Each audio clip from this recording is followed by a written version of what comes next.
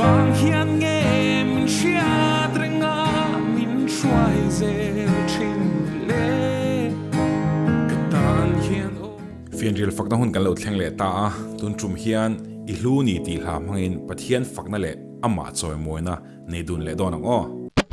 rhyme and reason Rhyme and Reason channel thlir du song te lali su Krista hmangin chibai ka buk non le vek cheu I hlu ni ti hla hi C.Lalzarmawia phuah ni a hela ka ngai thak ma sak ber hian athunon hi karil ru hen om wang maya ka ngai thanon le thrina hela hian in Pathian hlutzia te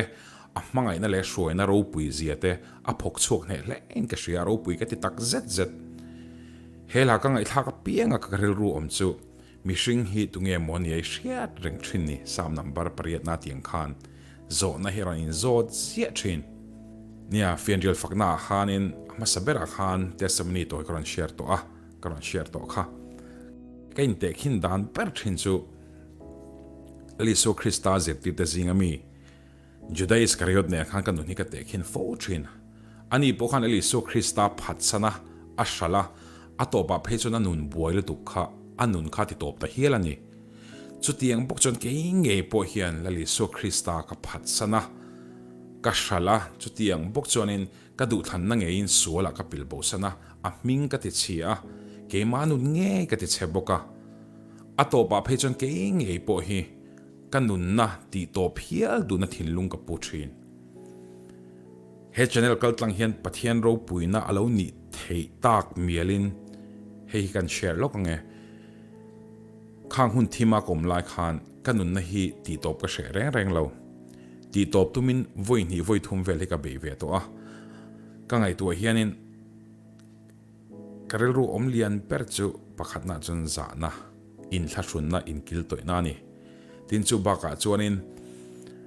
manin hmangaihna diklo le manin khawngaihna diklo khan min bual a veka chu wang chon dam chan hi om he ka shato lo thi hi poi ka ti mi lo khang hun lai khan ma se Pathian zahngaihna Pathianin omna wang chu in voi ni hian he channel kaltlang hian ke mi sol hen hmangaihna hi ron puang le thein ka om ta ni lalpa chu fakin om ro se tra hla khan kan mu ti bo ro la kom lo hil pa zahngaihna lo ni alaina da te chu kang ngai lo wangin athar zel thin tuk tinin rin omna ropui e lalpa chu ka chan pol ani kanun nai na ti a chu wangin ama chu ka be sayang lalpa chu ama ngak tu te tan a tha a ama zong tu te tan chuan lalpa chandam na be seya nga veng chu a tha ni lalpa chandam na be seya nga veng chu tha ni awan ropui ta kem Pathian rin omna ni tinin Pathian rin omna kan mutrin kan chu thiam lo zo ke ma ni hian tero kan lo peng bo sana tin buaina tam tak kan lo ne ya chung ko a zirna na tho na ngai zong amo a chung ko en kol na mo nupui pasala mo buaina kan lo nei thina wang hian kan lo chu thiam lo in kan lo chu lo fo thin ni ma se Mihring nun hi han ngai tu chiang tak takila Pathian hruaina wang hian tun hi kan lo thleng ve mei chawni chu wang chon hmangaihna lo fak mai tur kan ni ropui ka ti takzet zeta tun truma hian Pathian Fakna nei dun le don taila rem phechon earphone kha lo hmangla lo vua ta la Pathian Fakna Pathian hlut na hi line puang chok du ni la mo tong china nen Pathian fak dun lokila I hlu ni tin kan Pathian hi choi moila Pathianin na kan nuna thil ti zong te hela kan sak chung hian ngai tu taila ti chon ropui na le thil ti theina hi dong turin in bot sang o lalpat kan zatan mai min som sang se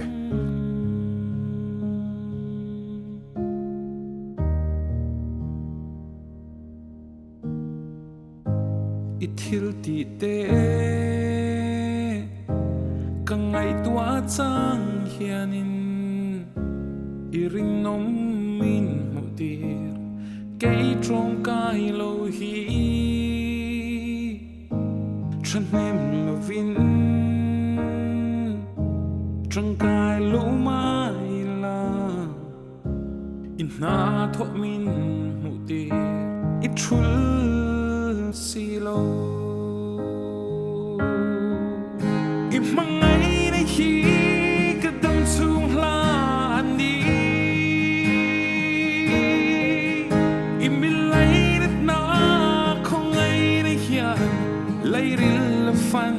sa ve eng vang hian nghe min hriat renga min hruai zel thin le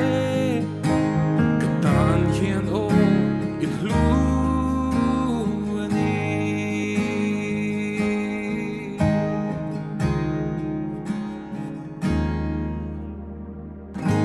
i hma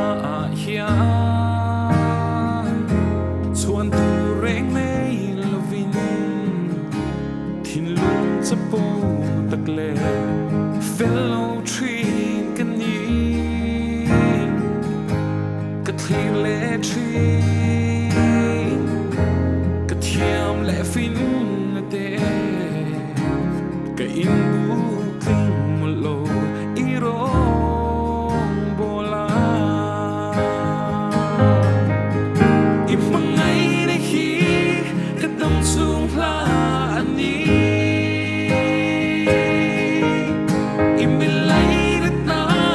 khawngaihna hian leiril fan sa ve eng vang hian nghe min hriat renga min hruai zel thin ni le ka tan hian o i hlu ani